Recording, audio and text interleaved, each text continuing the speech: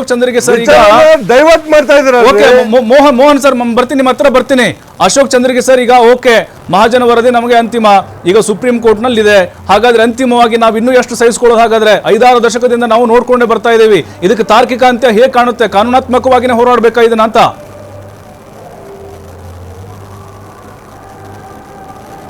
ಇದು supreme court ನಲ್ಲಿ case ಇರ್ತಾರೆ, ನಾವು ಕಾನೂನು ಹೋರಾಟ ಮಾಡಲೇಬೇಕು, ಅನಿವಾರ್ಯ. ಆದ್ರೆ ಮಾರಾಟಗಾರರು ಒಂದು ಸ್ಪಷ್ಟಪಡಿಸಬೇಕು, ನಿಮಗೆ ಕಾನೂನು ಹೋರಾಟದಲ್ಲಿ ನಂಬಿಕೆ ಇದೆಯೋ ಬೀದಿ ಚಳವಳಿ ನಂಬಿಕೆ ಇದೆಯೋ? ಎರಡೂ ಏಕಕಾಲಕ್ಕೆ ಮಾಡ್ಲಿಕ್ಕೆ ಸಾಧ್ಯ ಇಲ್ಲ. ನೀವು ಬೀದಿ ಚಳವಳಿ ನಂಬಿಕೆ ಇದ್ರೆ ಅದನ್ನ ಸುಪ್ರೀಂ ಕೋರ್ಟ್ ಕೇಸು ವಾಪಸ್ ತಗೋರಿ, ಇಲ್ಲ ಸುಪ್ರೀಂ ಕೋರ್ಟ್ ನಲ್ಲಿ ನಂಬಿಕೆ ಇದ್ರೆ ನೀವು ಬೀದಿ ಚಳವಳಿ ಬಂದ್ ಮಾಡ್ರಿ. ಆದ್ರೆ ಕರ್ನಾಟಕ ಸರ್ಕಾರ ಇವತ್ತು ಅವರ ವಿರುದ್ಧ ಕಂಟೆಂಪ್ಟ್ ಕೇಸ್ ಫೈಲ್ ಮಾಡಬಹುದು. ಯಾವುದೇ ಕೋರ್ಟ್ ನಲ್ಲಿ ಯಾವುದೇ ಕೇಸ್ ಇದ್ದಾಗ ಆ ಕೇಸಿನ ಸಂಬಂಧಿಸಿದ ಹೊರಗೆ ಯಾವುದೇ ಚಟುವಟಿಕೆ ನಡೆಸಬಾರದು. ಅದಕ್ಕೆ ನಮ್ಮ ಕರ್ನಾಟಕ ಸರ್ಕಾರ ಅಲ್ಲಿ ಸುಪ್ರೀಂ ಕೋರ್ಟ್ ನಲ್ಲಿ ಒಂದು ಕಂಟೆಂಪ್ಟ್ ಕೇಸ್ ದಾಖಲು ಮಾಡಿ ಈ ಚಳವಳಿ ಮತ್ತು ಹೋರಾಟದ ಮೇಲೆ ನಿರ್ಬಂಧ ವಿಧಿಸಿದ್ರೆ ಮಾತ್ರ ಎಂಇಎಸ್ ಪುಟಳ ಎಂಇಎಸ್ ಹಾವಳಿ ಬಂದ್ ಆಗ್ತದೆ. Correct sir. ಅಂದ್ರೆ ಈಗ ನನಗೊಂದು ಕುತೂಹಲ ಇರೋದು, ಈಗ ಎಂಇಎಸ್ ಸಂಘಟನೆ ಏನಿದೆ, ಈಗ ಅಲ್ಲಿ ಶುಭಂ ಶೆಳಕೆ ಇರ್ಬೋದು, ಕೆಲವೊಂದಿಷ್ಟು ಪುಂಡ್ರಿದಾರಲ್ವಾ, ಆ ಮರಾಠಿ ಭಾಷಿಕರು ಅಷ್ಟೇ ಇದ್ದಾರಾ, ಬೇರೆ ಬೇರೆ ಸಮುದಾಯದವರು ಅವರೊಂದಿಗಿದಾರ ಅಂತ ನನ್ ಕುತೂಹಲ. ಇಲ್ಲ. ಈಗ ನಿಮಗೆ ಒಂದ್ ಮಾತು ಹೇಳ್ತಾರೆ, ಭಾಷಾ ರಾಜಕೀಯ ಧ್ರುವೀಕರಣ ಆಗಿ ಸಾವಿರಾರು ಮರಾಠಿಗರು ಬಿಜೆಪಿ ಸೇರಿದ್ದಾರೆ, ಕಾಂಗ್ರೆಸ್ ಸೇರಿದ್ದಾರೆ. ಮೊದಲಿನ ಪರಿಸ್ಥಿತಿ ಇಲ್ಲ. ಒಂದು ಸಣ್ಣ ಗುಂಪು ಉಳಿದಿದೆ ಎಂಇಎಸ್ ನಲ್ಲಿ, ಸಣ್ಣ ಗುಂಪು ಮರಾಠಿ ಜನ ಬಹಳ ಜನ ಬಿಜೆಪಿ ಮತ್ತು ಕಾಂಗ್ರೆಸ್ ನಲ್ಲಿ ಸೇರಿಬಿಟ್ಟಿದ್ದಾರೆ. ಅದೊಂದು ಸಣ್ಣ ಗುಂಪು ಉಳಿದೆ. ಆ ಸಣ್ಣ ಗುಂಪು ಈ ರೀತಿ ಗಲಾಟೆ ಮಾಡ್ತಾ ಇದೆ.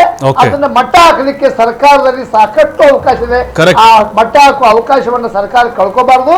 ಅವರು ಇಲ್ಲಿಂದ ಅನೇಕ ಸಲ ಅಪರಾಧಗಳನ್ನು ಮೇಗಿನ ಮೇಲೆ ಮಾಡೋದ್ರಿಂದ ಅವ್ರನ್ನ ಗಡಿಪಾರ ಶಿಕ್ಷೆ ಹೊಂದಬೇಕು. ಅನೇಕ ಸಲ ಬಂಧನ ಆಗ್ತದೆ, ಜಾಮೀನು ಬರ್ತಾರೆ, ಬಂಧನ ಆಗ್ತದೆ, ಜಾಮೀನು ಆಗ್ತದೆ. ಅವ್ರಿಂದ ಗಡಿಪಾರು ಮಾಡು ಎಲ್ಲಿವರೆಗೆ ಮಾಡುದಿಲ್ವೋ ಅಲ್ಲಿವರೆಗೆ ಅವರು ಪುಟಳ ನಿಲ್ಲೋದಿಲ್ಲ. ಉದ್ಧವ್ ಠಾಕ್ರೆ ಬಣದ ನಾಯಕರು ಮುಂದಾಳತ್ವ ವಹಿಸಿಕೊಂಡಿದ್ದಾರೋ ಅವ್ರಿಗೆ ದಯಮಾಡಿ ಅವ್ರ ಮೇಲೆ ಆಕ್ಷನ್ ತೆಗೆದುಕೊಬೇಕು ಕರ್ನಾಟಕ. ನೀವು ಬಿಜೆಪಿ ಹೇಳ್ಬೇಕು ಸರ್,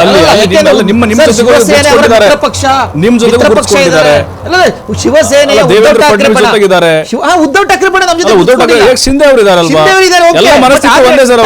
ಠಾಕ್ರೆ ಬಣ ಬೆಳಗಾವಿ ಮಹಾರಾಷ್ಟ್ರ ಎಂಇಎಸ್ ಪುಂಡ್ರನ್ನ ಅವ್ರನ್ನ ಒದ್ದು ಹಾಚೆ ಆಗ್ತಕ್ಕಂಥ ಕೆಲಸವನ್ನ ಈಗ ಶಿವಸೇನೆ ಅಂದ್ರೆ ಎಲ್ಲ ಮನಸ್ಥಿತಿ ಒಂದೇ ಸರ್. ಅವರು ಬೆಳಗಾವಿ ಮಹಾರಾಷ್ಟ್ರ ಸರ್ಕಾರ ಮೇಲೆ ಕುಮ್ಮಕ್ಕು ಕೊಡ್ತಾ ಇರೋದು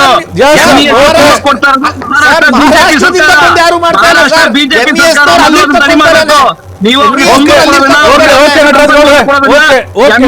ಆಕ್ಟಿವಿಟಿಗೆ ಸಂಪನ್ಮೂಲ ಕೊಡ್ತಾ ಇದೆ ಮಹಾರಾಷ್ಟ್ರ ಬಿಜೆಪಿ. ಖಂಡಿತ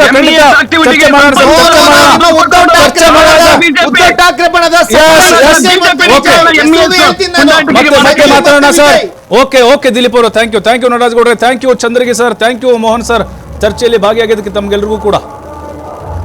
ನೋಡಿ, ಈಗ ನಾವಂತರೂ ಎಂಇಎಸ್ ಬ್ಯಾನ್ ಮಾಡಬೇಕು ಅನ್ನುವಂತಹ ಆಗ್ರಹವನ್ನು ಮಾಡ್ತಾ ಇದ್ದೇವೆ. ಪ್ರತಿಯೊಬ್ಬ ಕನ್ನಡಿಗರು ಕೂಡ ಇದೇ ರೀತಿಯಾದಂತಹ ಮನಸ್ಥಿತಿಯನ್ನು ಹೊಂದಿದ್ದಾರೆ ಅಂತ ನಾವು ಭಾವಿಸ್ತೀವಿ. ನಮ್ಮ ರಾಜಕಾರಣಿಗಳು ರಾಜಕೀಯ ಇಚ್ಛಾಶಕ್ತಿಯನ್ನು ಇಲ್ಲಿ ತೋರಿಸಬೇಕು, ತಮ್ಮ ವೋಟ್ ಬ್ಯಾಂಕ್ ಬಿಡಬೇಕು. ಮರಾಠಿ ಭಾಷೆಯಲ್ಲಿ ಬೇಕಾದ್ರೆ ಮಾತಾಡ್ಕೊಳ್ಳಿ, ಅವರವ್ರ ಓಟು ಆ ಟೈಮ್ನಲ್ಲಿ ಮಾತಾಡ್ಬೋದು. ಆದರೆ ಎಂಇಎಸ್ ಬ್ಯಾನ್ ಮಾಡುವಂತಹ ವಿಚಾರ ಅಂತ ಬಂದಾಗ ಎಲ್ಲರೂ ಪಕ್ಷಾತೀತವಾಗಿ ಒಕ್ಕೊರಲ ಕಾನೂನಾತ್ಮಕವಾಗಿ ಹೋರಾಟ ಮಾಡಬೇಕು. ಸುಪ್ರೀಂ ಕೋರ್ಟ್ನಲ್ಲೂ ಕೂಡ ಮುಂದಿನ ಒಂದು ವಿಚಾರಣೆ ಶುರುವಾಗುತ್ತೆ. ಹಾಗಾಗಿ ಅಲ್ಲಿ ವಕೀಲರನ್ನು ಕೂಡ ನೇಮಕ ಮಾಡುವಂಥ ಕೆಲಸ ಸರ್ಕಾರ ಮಾಡಬೇಕು. ಎಂಇಎಸ್ ಈ ಪುಂಡ್ರಿಗೆ, ಅವರ ಪುಂಡಾಟಿಕೆಗೆ ಬ್ರೇಕ್ ಹಾಕುವಂತಹ ಗಟ್ಟಿ ನಿರ್ಧಾರವನ್ನು ಸರ್ಕಾರಗಳು ಮಾಡಬೇಕು. ಜೊತೆಗೆ ಸ್ಥಳೀಯರು ಕೂಡ ಅಷ್ಟೇ, ಅವರಿಗೆ ಯಾವುದೇ ರೀತಿ ಕುಮ್ಮಕ್ಕು ಕೊಡುವಂಥ ಪ್ರಯತ್ನಗಳು ಮಾಡಬಾರ್ದು. ಮತ್ತೆ ಅಮಾಯಕ ಮರಾಠಿಗರು ಕೂಡ ಅವ್ರ ಜೊತೆಗೆ ಕೈ ಜೋಡಿಸಬಾರ್ದು.